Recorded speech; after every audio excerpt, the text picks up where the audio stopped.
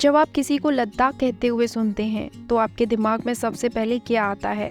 सूरज की रोशनी में हीरे की तरह चमकता हुआ क्रिस्टल जैसा साफ पानी, मैरून रंग के कपड़े पहने हुए कई भिक्षु, बर्फ से ढकी पहाड़ की चोटियां और सुबह सुबह तिब्बती मंत्रोच्चार जो किसी स्वप्निल गीत की तरह बजते हैं।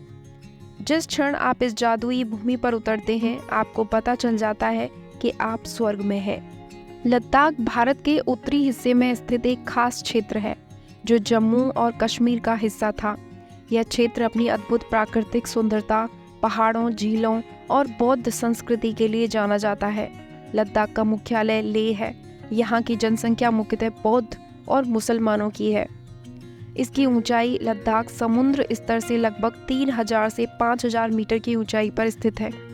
यहाँ की जलवायु ठंडी और सूखी होती है, जिसमें गर्मियों में भी तापमान कम होता है। लेह लद्दाख का सबसे बड़ा शहर जहाँ कई ऐतिहासिक स्थल हैं। पांगोंग झील एक सुंदर झील जो अपने नीले पानी के लिए प्रसिद्ध है।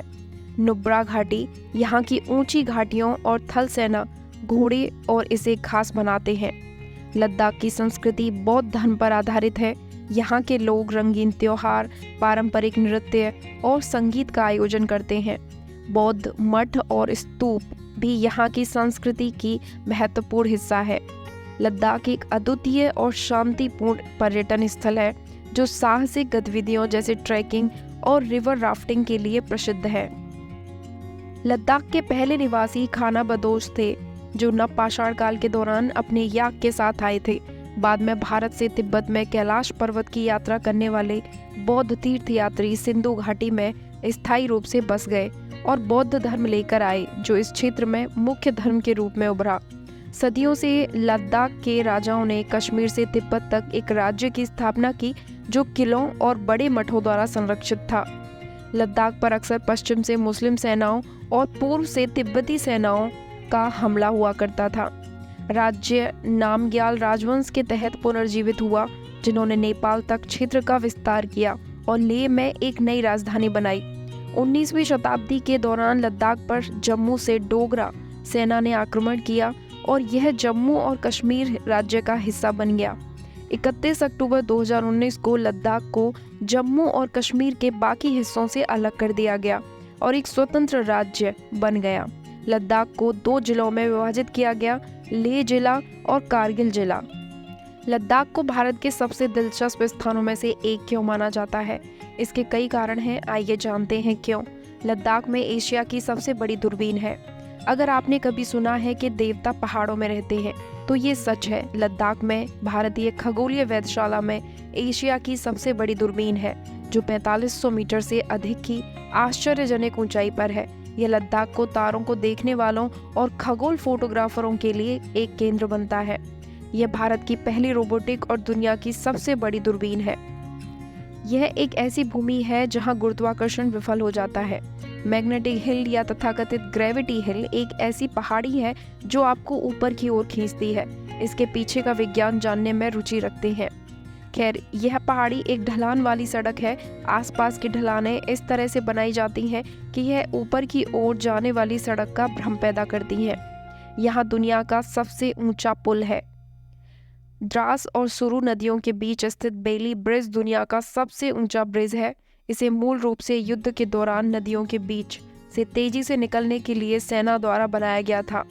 पुल के बाईं ओर एक हाइड्रो इलेक्ट्रिक बांध बना हुआ है, जबकि दाईं ओर एक झील है। यह दुर्लभ 2 कुबड़ वाले बैक्टीरियन ऊंटों की भूमि है। लद्दाख में आकर्षक नुब्रा घाटी में झुंड में आने वाले कई दुर्लभ जुड़वा कुबड़ वाले बैक्टीरियन ऊंटों से मिलने के लिए तैयार रहे। ये जुड़वा कुबड़ वाले बैक्टीरियन ऊंट गोबी रेगिस्तान के मूल निवासी हैं। इन ऊंटों के बारे में एक और दिलचस्प बात यह है कि वे लगभग 40 डिग्री तक के न्यूनतम तापमान में जीवित रह सकते हैं। यह विचित्र प्रथाओं की भूमि है। क्या आप जानते हैं कि अगर आप लद्दाख में शंख या सीप बजाते हैं तो आप एक साथ 120 लामाओं को बुला सकते हैं? शंख बजाने के जवाब में एक दिलचस्प बात यह है कि ये लामा हर दिन करशा मठ में दोपहर के भोजन के लिए इकट्ठा होते हैं। अगर किसी भिक्षु को सुबह की प्रार्थना के लिए अपने साथी भिक्षुओं को बुलाना होता है तो वह सब शंख बजाकर प्रार्थना के समय की शुरुआत का संकेत देते हैं। यहाँ सबसे ऊंचा प्राकृतिक आइस हॉकी रिंच है। लद्दाख में करजू आइस हॉकी रिंक दुनिया का सबसे ऊंचा प्राकृतिक आइस हॉकी रिंक है। यह रिंक सर्दियों के दौरान जीवित हो उठता है, जब पूरे दिन तापमान शून्य से नीचे रहता है। इस प्राकृतिक रूप से निर्मित रिंक पर शीतकालीन खेल व्यापक पैमाने पर लोकप्रिय है, जबकि लद्दाख में इस खेल का इतिहास 70 के दशक की शुरुआत से है। लद्दाख में देश का सबसे बड़ा राष्ट्रीय उद्यान है। लद्दाख का हेमिस नेशनल पार्क देश का सबसे बड़ा राष्ट्रीय उद्यान है, जो 4,400 वर्ग किलोमीटर में फैला हुआ है। सिंधु नदी के पश्चिम में स्थित यह स्थान हिम तेंदुए, नीली भेड़, तिब्बती भेड़, लद्दाखी भेड़ और अन्य के लिए प्रसिद्ध है। यह पक्षी देखने के लिए भी सही जगह है। दिल्ली और देश भर से आए यात्रियों ने इस जगह के बारे में कई सकारात्मक समीक्षाएं दी हैं। लद्दाख में है रंग बदलने वाली झील। इस घटना के पीछे का वास्तविक विज्ञान सूर्य की स्थिति से संबंधित है। सुबह के समय पेंगोंग झील का रंग नीला होता है तथा दोपहर में इसका रंग हरा तथा शाम को लाल हो जाता है। लद्दाख आपको मक्खन से बनी प्रसिद्ध गुलाबी चाय का स्वाद चखने का मौका देता है। हम जानते हैं कि तापमान बहुत कम है और ठंड के कारण उनके होठों को नुकसान पहुंचने से बचाने के लिए भिक्षुओं ने मक्खन वाली चाय की परंपरा शुरू की। लद्दाख में दुनिया का सबसे ऊंचा रेगिस्तान है। कटपाना रेगिस्तान दुनिया का सबसे ऊंचा रेगिस्तान है, जो समुद्र तल से 2226 मीटर ऊपर स्थित है। यह रेगिस्तान खापलू घाटी और नुब्रा घाटी के बीच फैला हुआ है। लद्दाख में दुनिया का सबसे ऊंचा युद्ध क्षेत्र है। सियाचिन ग्लेशियर एक भारतीय सैन्य अड्डा है। 1972 का भारत पाकिस्तान युद्ध इसी क्षेत्र में हुआ था। इस सियाचिन ग्लेशियर को समुद्र तल से 6000 मीटर की ऊंचाई पर दुनिया का सबसे ऊंचा युद्ध क्षेत्र बनाता है।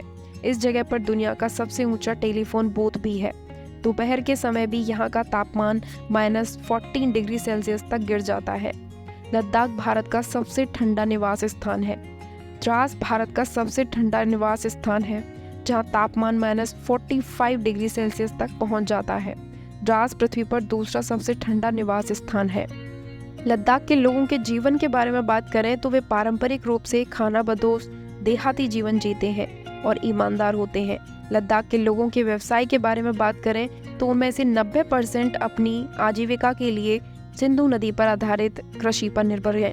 उनके मुख्य कृषि उत्पाद जौ, गेहूं, एक प्रकार का अनाज, मटर, रेपसीड और सेब है। सेब और खुबानी कम ऊंचाई वाले गर्म क्षेत्रों में उगाए जाते हैं। लद्दाख अपनी समृद्ध संस्कृति के लिए प्रसिद्ध है। लद्दाख के लोग बहुत मेहनती हैं और उन्होंने समृद्ध प्राकृतिक संसाधनों का उत्पादक रूप से किया है।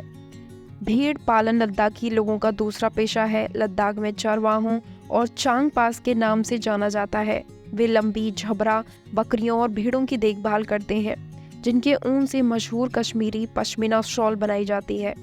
चांग पास तबुओं में रहते हैं और घास के मैदानों की तलाश में एक जगह से दूसरी जगह घूमते फिरते रहते हैं। लद्दाख के लोग व्यापार में बहुत रुचि रखते हैं। ऊन कच्चे रूप में उनका मुख्य लाभदायक उत्पाद है।